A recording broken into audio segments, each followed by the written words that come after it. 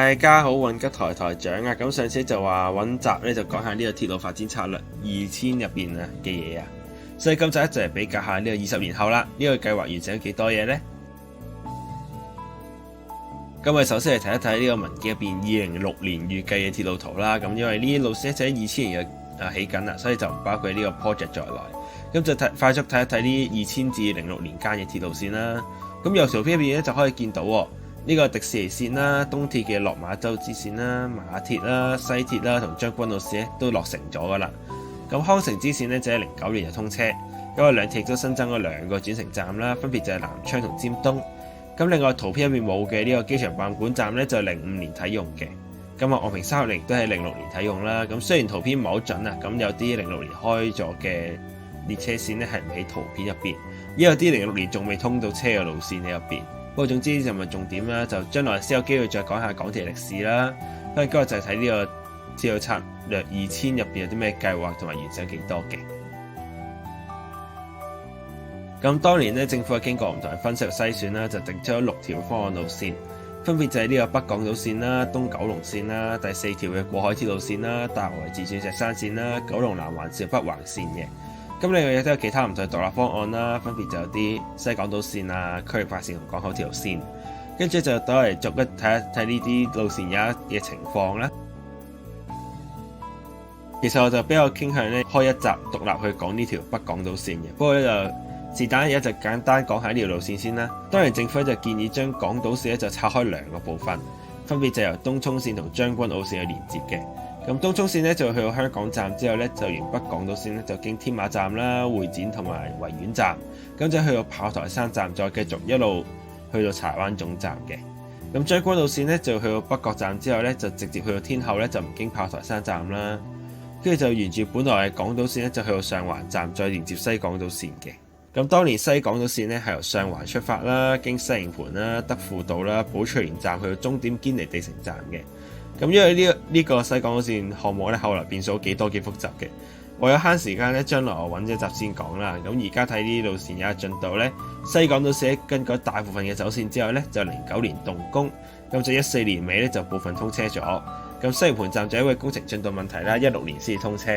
咁另外北港島線咧就更改運作方式啦，咁啊暫時計劃咧就21年動工，咁佢就聲稱話2026年就通到車。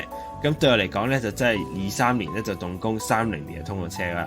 咁啊，可能年尾咧，各位再留言提醒下我，再睇一睇呢條線動工未啦。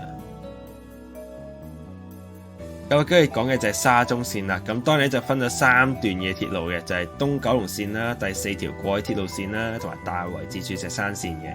而家咧就變咗成條嘅鐵路啦。咁因為當年政府就覺得獨立發展呢條東九龍線實在冇乜效率同唔符合財政效益，所以最後咧就變咗成條沙中線嘅雛形啦。咁鐵路咧就由馬鞍山線開始延伸啦，就首先係經鑽石山站啦、啟德站啦、土瓜灣站、馬頭圍站，跟住就係何文田站或者基利士路站，咁就去到紅磡站過海啦。咁呢段正如各位所知啊，而家都大部分完工噶啦，咁啊都早幾日咧就初步測試行車啦。咁暫時有睇用到呢個去到大圍啦、去到啟德站嘅路段。咁另外咧，當年就未加入呢個顯徑站嘅，而家多咗呢個站。咁跟住就係過海段啦，咁啊比較複雜啊，仔細聽啦。咁啊路線過海之後咧，就分開2個方案。第一個咧就係經會展去到金鐘，再去到總站就係中環西。第二個咧就係經維園站啦、禮頓山站、灣仔南站、香港公園站，最後就去到中環西站嘅。中間係得維園站可以去到銅鑼灣站轉乘嘅啫。咁而家就係採用第一個方案啦，就係去到金鐘做總站，咁就唔去到中環西啦。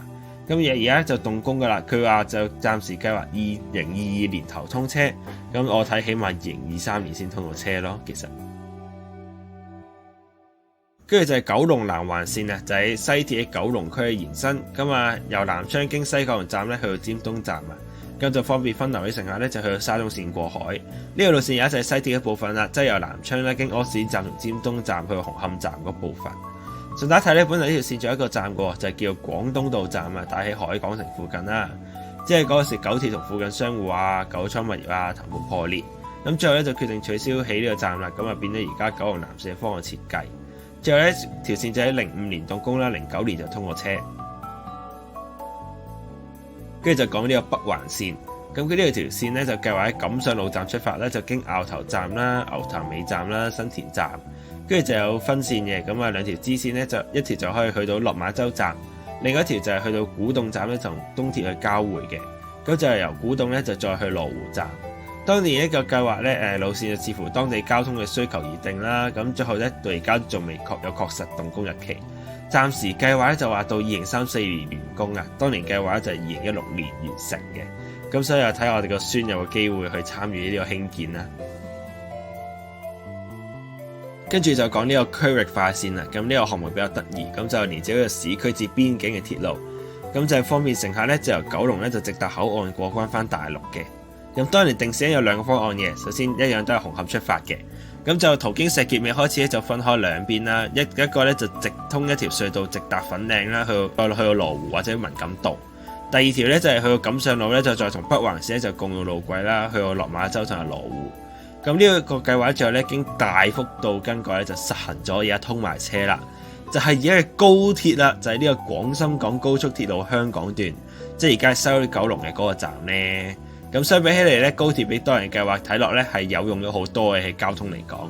而家唔講其他因素啦，咁可能穩陣咧就講下呢個香港段嘅高鐵啦。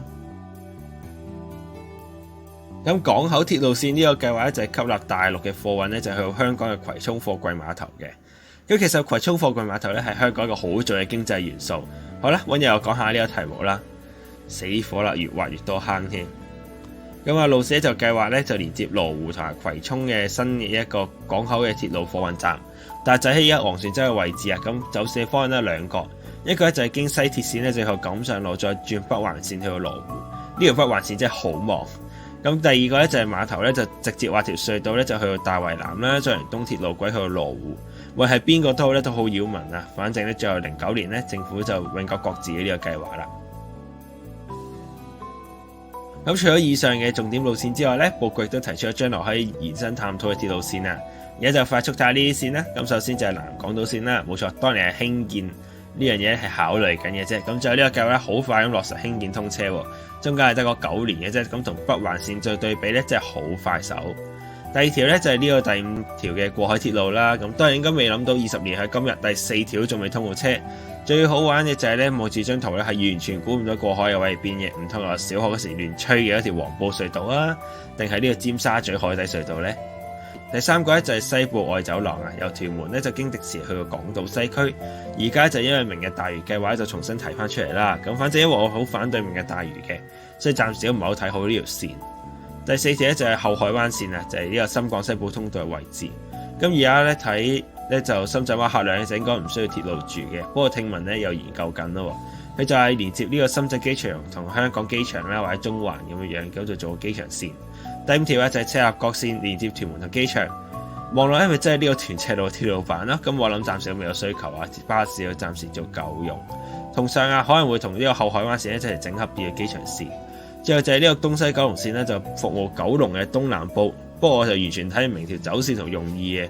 講起嚟好似有規劃過類似嘅路線啊，揾日吹水區就再分享下自己設計鐵路線啦。好啦，最後咧就總結翻啦，由上面大致睇完當年嘅規劃咧，就睇翻而家嘅成果啦。咁主要規劃咗8個部分咧，3個計劃就通到車啦。另外2條興建緊啦，都係沙中線嘅部分。仲有2條咧就規劃緊啦，規劃咗20年就規劃緊啦，同埋1條放棄嘅路線。又仲有6條嘅長遠規劃線啦，除咗1條通車之後，其實都唔知狀態點。睇嚟大多數咧都係屬於半放棄嘅狀態啦。咁今日回顧咧就到呢度啦。咁我哋又有咩總結呢？咁就當然唔好啦，又好似一個抽政府水咁，陣間有人嬲豬咧，咁就唔好啦。咁啊，你當上咗歷史堂算啦。咁我哋做咗個聲明啊，我哋今日睇嘅係一份歷史嘅文件咧，就唔具任何現實意義嘅，亦都冇任何約束力啦。所以就睇下好啦，唔好認真。所以我哋今日嘅問題咧，就問下呢個：如果淨係計未有消息嘅嗰啲路線，你最想去新鐵路線為啲乜嘢呢？ A 係第5條嘅過海隧道啊，就嚟往呢個黃埔同炮台山啦。咁 B 就係西部外走廊，由堅尼地城咧就經迪士尼就去到屯門。